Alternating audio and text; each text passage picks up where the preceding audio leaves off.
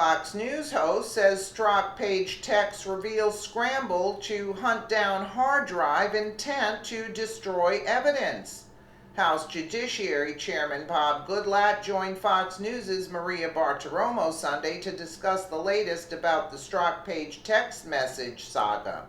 During their discussion, Bartiromo says she was told text between the two FBI agents spoke of the intent to destroy evidence. After the election, they talked about this secret society. Did they also talk about destroying evidence? Asked Bartiromo. Before the Republican lawmaker could reply, the Sunday Morning Futures host followed up with a stunner saying, "I'm told there are some texts that haven't been released yet about we got to get our hands on the hard drives or we got to get our hands on the thumb drive." Wow. Wow.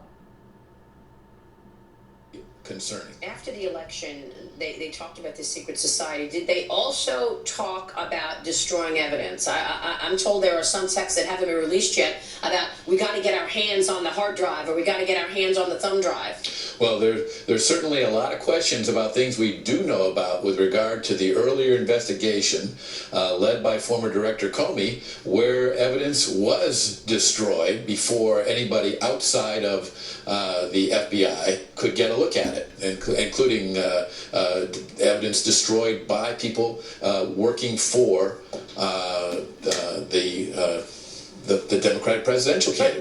But you're being stonewalled. I mean, you've been stonewalled since August when you first started making inquiries about this. So you say you want these text messages from the FBI, you want them unredacted. Are you getting stonewalled again? I think this administration is cooperating with us more because we have lots of information and have had access to lots of classified information that we have not had from the prior administration. So we're making substantial progress. We still have a long way to go to get out all the facts and get to the truth, but that work is being conducted by the Judiciary Committee, which I chair, and the Oversight and Government Reform Committee, which Trey Gowdy chairs, and we're going to get at it. Yeah, Trey Gowdy joined us a couple of weeks ago to go through some of this, and I think one of the big issues for the American people is, what are they hiding? You know, why not just give us these texts? Why not just release this memo? What do you think? Well, for a long time, they have said, we're waiting on the report of the Inspector General. And we are too. And we think the Inspector General is doing good work, and we expect his report in the not too distant future.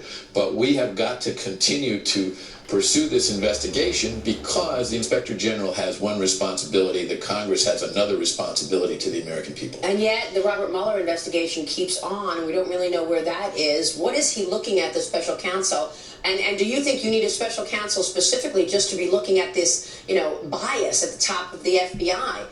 Well, months ago, I called for, and most of the other members of the House Judiciary Committee on the Republican side called for the Department of Justice to appoint a second special counsel to look at how matters were conducted last year with regard to former FBI Director Comey, former Attorney General Lynch, and all the things that swirl around that investigation.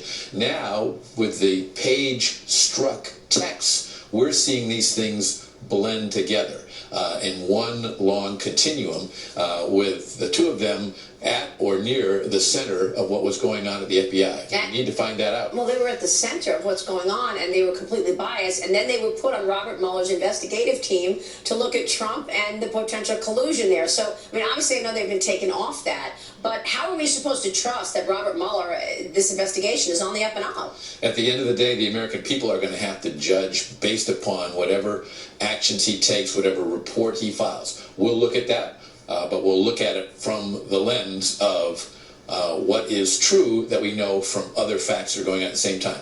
He should continue his investigation, but it has to be done with propriety, and it has to be done with impartiality.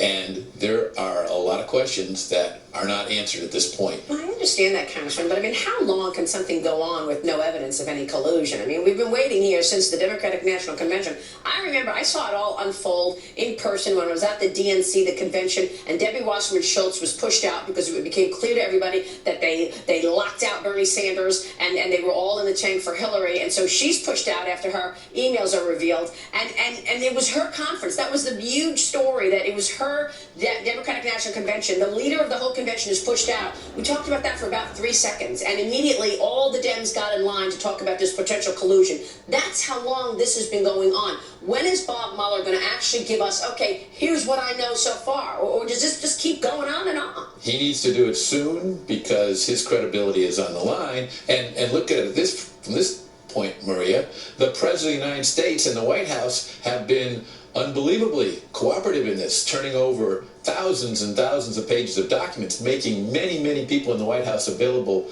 as witnesses. And this is the leader of this country who has to get about other business on behalf of the country, and he needs to have this resolved. And he said so many times. Yeah, bottom line, let me ask you about accountability here. Do you believe that if we were to see that there was real moves to obstruct justice, get rid of thumb drives, hide evidence, and just basically rally around Hillary Clinton and try your hardest to paint Donald Trump in a corner, are there going to be indictments? Are we going to see people go to jail?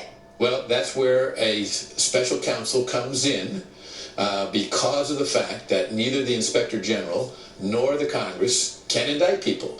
We do not have prosecutorial authority. But if this continues along the lines that it is, where there are a lot of questions, where there's an intersection of public information and classified information, you have to have someone who not only can investigate but also can take action on their investigation involved in this. So that's why I have for many months called for a special counsel on the other part of this, the Clinton side of this, and we're continuing to do our own investigation, and we'll continue to press forward. By the way, we never heard any conclusion to the Awan brothers and these IT guys that were paid all that money, and then they actually ended up hacking into computers that they really should not have access to. We don't know what's going on there, so there was no accountability at the end of the day, right? Well, there is a serious problem with leadership at the Federal Bureau of Investigation, and it is very concerning. All right, we will leave it there. Congressman, we'll be watching your work on this and the developments.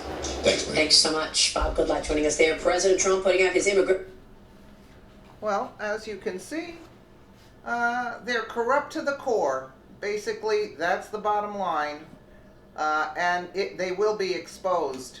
Let me know what you guys think in the comments below. And again, thank you so much for watching.